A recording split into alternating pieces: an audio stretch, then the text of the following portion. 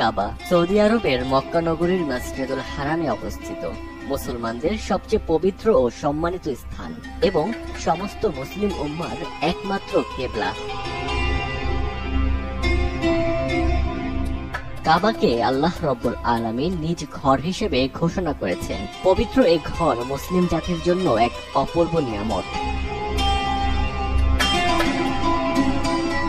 ইসলামে অনেক গুরুত্বপূর্ণ ইবাদতের বিধান দেয়া হয়েছে কাবাকে কেন্দ্র করে। হাদিসের ভাষ্যমতে কাবা গৃহে 1 রাকাত নামাজ আদায় করলে 1 লাখ রাকাত নামাজ আদায়ের সওয়াব পাওয়া যায়। একবার কুরআন খতমে পাওয়া যায় 1 লক্ষ কুরআন খতমের সওয়াব। মহান আল্লাহ তাআলা বলেন, নিঃসন্দেহে সর্বপ্রথম ঘর যা মানুষের জন্য নির্ধারিত হয়েছে সেটি হচ্ছে এই ঘর যা মক্কা নগরীতে অবস্থিত এবং সারা জাহানের মানুষের জন্য হেদায়েত ও বরকতময়। হযরত নূহ আলাইহিস সালামের সময়কার মহাপ্লাবনে কাবা ঘর নিশ্চিহ্ন হয়ে গেলে আল্লাহর নির্দেশে আবারও কাবা শরীফ পুনর্নির্মাণ করেন হযরত ইব্রাহিম আলাইহিস সালাম ও তার ছেলে হযরত ইসমাইল আলাইহিস সালাম। তখন ইব্রাহিম আলাইহিস সালাম দোয়া করে বলেন, হে আমার প্রতিপালক, আমাদের উভয়কে আপনার একান্ত অনুগত করুন। আমাদের বংশ থেকে একটি অনুগত দল সৃষ্টি করুন। নিশ্চয়ই আপনি দয়ালু। হে প্রতিপালক, তাদের মধ্য থেকে তাদের কাছে একজন পয়গম্বর প্রেরণ করুন, যিনি তাদের কাছে তোমার আয়াত তেলাওয়াত করবেন, তাদেরকে কিতাব ও হিকমত শিক্ষা দেবেন এবং পবিত্র করবেন। নিশ্চয়ই তুমি মহাপরাক্রমশালী। প্রতিটি যুগে কাবা রক্ষণাবেক্ষণে কুরাইশদের পক্ষ থেকে একজন বিচক্ষণ ও সাহসী প্রতিনিধি নির্বাচন করা হতো, যিনি কাবার দেখভাল করার পাশাপাশি আল্লাহর ঘরে আগত ইবাদতকারীদের সেবা ও নিরাপত্তা নিশ্চিতে নিয়োজিত থাকতেন। আমাদের রাসূল সাল্লাল্লাহু আলাইহি ওয়াসাল্লামের দাদা আব্দুল মুত্তালিবও ছিলেন কুরাইশদের তৎকালীন নেতা ও কাবার মুতাওয়াল্লি।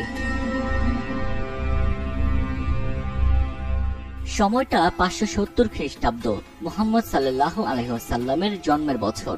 আফ্রিকা সাম্রাজ্যের নাজ্জাশী বাদশার অধীনে ইয়েমেনের গভর্নর হিসেবে নিযুক্ত ছিলেন আব্রাহা বিন সাবাহ।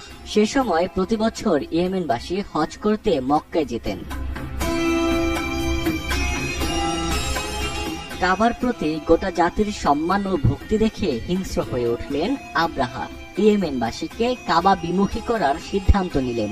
অল্প সময়ের মধ্যেই ইয়েমেনের রাজধানী সানায় স্বর্ণরৌপ্য ও মূল্যবান হীরা জহরত দিয়ে কারুকার্য খচিত সবচেয়ে উঁচু একটি গির্জা নির্মাণ করলেন, যার নাম ছিল কুল্লাইস, এবং ঘোষণা দিলেন ইয়েমেনের বাসিন্দারা যেন কাবার বিপরীতে ভক্তি ও তীর্থস্থান হিসেবে সেই গির্জায় আগমন করে। কিন্তু এতে কেউই দৃষ্টিপাত না করে যথারীতি আল্লাহর সন্তুষ্টিতে পবিত্র কাবাতে ইবাদতে মশগুল থাকলেন। তখন হিংসার আগুনে জ্বলে আব্রাহা কাবা ধ্বংসের পরিকল্পনা করলেন। সে অনুযায়ী আব্রাহা বিশাল একটি বহর নিয়ে মক্কার উদ্দেশ্যে রওনা হলেন। আব্রাহার বিশাল বাহিনীর মধ্যে প্রশিক্ষণপ্রাপ্ত বেশ কয়েকটি হাতি ছিল। এর নেতৃত্বে ছিল মাহমুদ নামে বৃহৎ আকারের একটি হাতি। পরিকল্পনা ছিল কাবা শরীফের স্তম্ভে লোহার মজবুত ও লম্বা শিকল বেঁধে দেয়া হবে। অতঃপর সেসব শিকল হাতির গলায় ঝুলিয়ে দেয়া হবে। হাতি নিজের শক্তি দিয়ে টেনে কাবাকে ভূপাতিত করবে। কাবা বিদ্বেষী বাদশাহ আব্রাহা উন্মাদ হয়ে উঠল। সেনা ও হস্তি বাহিনী নিয়ে অগ্রসর হলো মক্কার দিকে। সে খবর কুরাইশ সর্দার আব্দুল মুত্তালিবের কাছে পৌঁছে গেল। আরবদের মধ্যে কেউ কেউ পাল্টা আক্রমণের প্রস্তুতি নিলেন, কিন্তু এতে মুত্তালিব বাধা দিলেন, কারণ নিজ ঘরকে রক্ষায় স্বয়ং আল্লাহ তাআলাই যথেষ্ট। তবুও আব্রাহার মক্কা আক্রমণের খবরে পুরো আরব গোত্রগুলো একত্রিত হলো।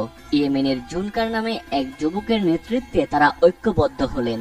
আব্রাহাকে প্রতিহতের চেষ্টা করলেন তারা, কিন্তু বিশাল বাহিনীর কাছে পরাজিত হলেন জুনকারের দল।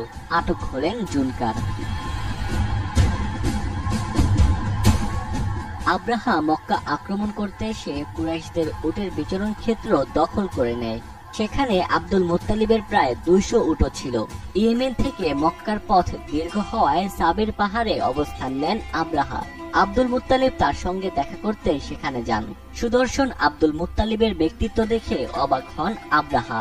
নিজের আসন ছেড়ে নিচে নেমে আসেন এবং আব্দুল মুত্তালিবকে বলেন, আমরা যুদ্ধ চাই না, কারণ তোমাদের ওপর আমাদের কোনো ক্রোধ নেই। আমরা এসেছি কাবাকে ধ্বংস করতে। আব্দুল মুত্তালিব বিচক্ষণতার সঙ্গে উত্তর দিলেন। তিনি বললেন, এ বিষয়ে আমি তোমার সঙ্গে কথা বলতে আসিনি, আমি এসেছি আমার উটগুলো ফেরত নিতে। এই কথা শুনে আরো অবাক হলেন আব্রাহা।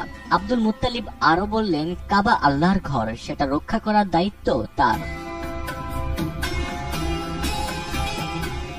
পরদিন বিশাল বহর নিয়ে কাবার দিকে আবারও অগ্রসর হলো অভিশপ্ত আব্রাহা ও তার হস্তি বাহিনী। কিন্তু হারাম চিহ্নিত স্থানে এসে মাহমুদ হাতিটি থমকে দাঁড়ালো, সঙ্গে সঙ্গে শুয়ে পড়ল। শত চেষ্টা করেও তাকে আর ওঠানো গেল না। কাবার দিক থেকে মুখ ঘুরিয়ে নিয়ে পেছনে ফিরতে চায়, কিন্তু জোর করে কাবামুখী করা মাত্র বসে পড়ে হাতিটি। এ সময় লোহিত সাগর থেকে ধেয়ে আসে ঝাঁকে ঝাঁকে পাখি, যার নাম আবাবিল।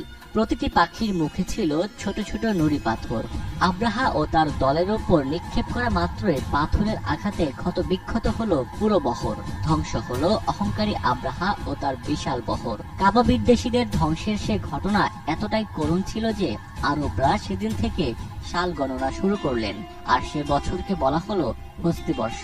আর ওই বছরেই নবিকুল শিরোমণি আখিরি নবী মুহাম্মদ সাল্লাল্লাহু আলাইহি ওয়াসাল্লাম জন্মগ্রহণ করেন।